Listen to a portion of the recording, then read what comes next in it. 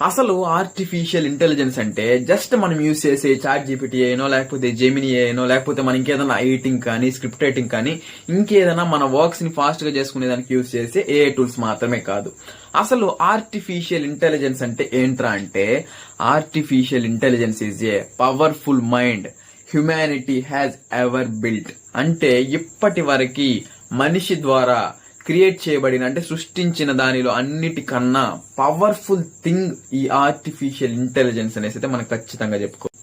ఈ artificial intelligence మనం మనిషి ద్వారా సృష్టించబడిన న్యూ ఫార్మ్ ఆఫ్ ఇంటెలిజెన్స్ అనేది అయితే మనం చెప్పుకోవాలి. రైట్ నౌ మనం ఇప్పుడు ఎలాంటి రెవల్యూషన్స్ చూడబోతున్నాం అంటే కొన్ని రోజుల క్రితం ఎలక్ట్రిసిటీ వచ్చినప్పుడు మనం ఎలాంటి రెవల్యూషన్స్ అయితే చూసామో అదే విధంగా ఈ వెహికల్స్ కానీ ఈ కమ్యూనికేషన్ సిస్టమ్స్ అంటే ఈ టెలిఫోన్స్ కానీ వచ్చినప్పుడు మనం ఎలాంటి రెవల్యూషన్స్ అయితే చూసామో అదే విధంగా నెక్స్ట్ ఈ పవర్ఫుల్ ఇంటర్నెట్ వచ్చినప్పుడు ఎలాంటి రెవల్యూషన్స్ అయితే మన ప్రపంచం మొత్తం చూసిందో వీటన్నిటికంటే మించిన రెవల్యూషన్ అయితే మనం ఇప్పుడు చూడబోతున్నాం. అదే ఈ ఆర్టిఫిషియల్ ఇంటెలిజెన్స్ యొక్క పవర్ఫుల్ రెవల్యూషన్. ఇది ఈజీగా దేనైనా నేర్చుకోగలుగుతుంది. అదే విధంగా ఎలాంటి స్కిల్స్ నైనా ఈజీగా అడాప్ట్ చేసుకుంటుంది. అన్నిటికంటే మించి లైట్ స్పీడ్ తో డెసిజన్ మేకింగ్ అనేది ఈజీగా తీసుకుంటుంది ఈ ఆర్టిఫిషియల్ ఇంటెలిజెన్స్ అనేది. అసలు ఆర్టిఫిషియల్ ఇంటెలిజెన్స్ అనేది ఎలా వర్క్ చేస్తుంది ఇప్పుడు ప్రతి ఒక్కరికి అర్థమయ్యేలాగా ఈజీ టర్మినాలజీని యూజ్ చేసుకునేసి ఈ ఆర్టిఫిషియల్ ఇంటెలిజెన్స్ ఎలా ఇంత బాగా పర్ఫామ్ చేయగలుగుతుంది అనేసి మనం ఈజీగా ఎక్స్ప్లెయిన్ చేసుకుందాం. ఓకేనా? ఫస్ట్ ఆఫ్ ఆల్ ఈ ఆర్టిఫిషియల్ ఇంటెలిజెన్స్ ఇంత అక్యురేట్ అండ్ ఇంత పవర్ఫుల్ గా వర్క్ చేయడానికి ఒక మేజర్ రోల్ ప్లే చేసే కాంపోనెంట్ ఏంట్రా అంటే డేటా.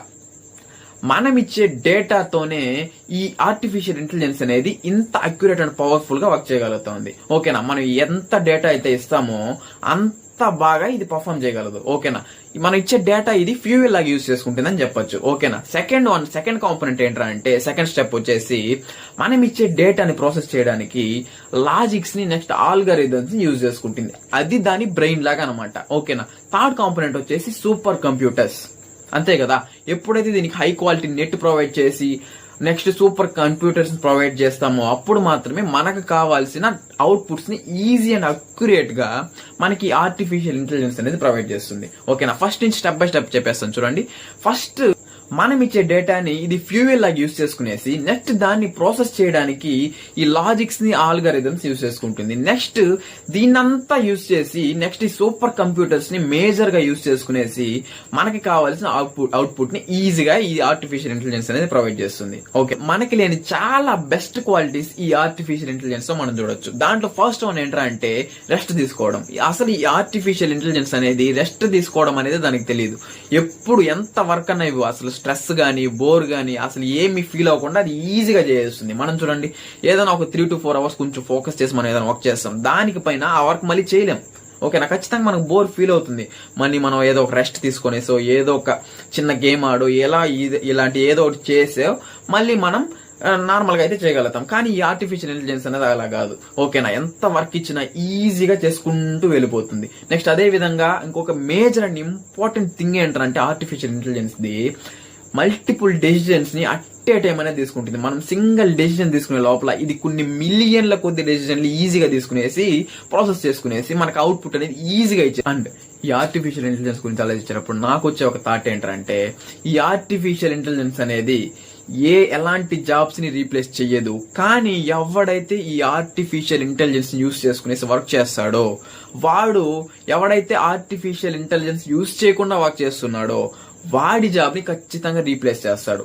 ఈ ఆర్టిఫిషియల్ ఇంటెలిజెన్స్ మాత్రమే ఎలాంటి జాబ్స్ రీప్లేస్ చేయవు. దాన్ని యూజ్ చేసి ఎవడు వర్క్ చేస్తాడో వాడు యూజ్ చేయకుండా వర్క్ చేస్తాడు చూడండి ఆర్టిఫిషియల్ ఇంటెలిజెన్స్ ని, వాడి జాబ్ ని ఖచ్చితంగా రీప్లేస్ చేస్తాడు. ఓకేనా? దీన్ని బట్టి ఆలోచిస్తే మన డైలీ లైఫ్ లో మనం చేసే వర్క్స్ లో ఈ ఆర్టిఫిషియల్ ఇంటెలిజెన్స్ గానీ ఇంటిగ్రేట్ చేసుకుంటూ వర్క్ చేసినట్లయితే మన జాబ్ కి ఎలాంటి నష్టం అనేది ఎవడు రీప్లేస్ చేయలేడు. That's all for video guys.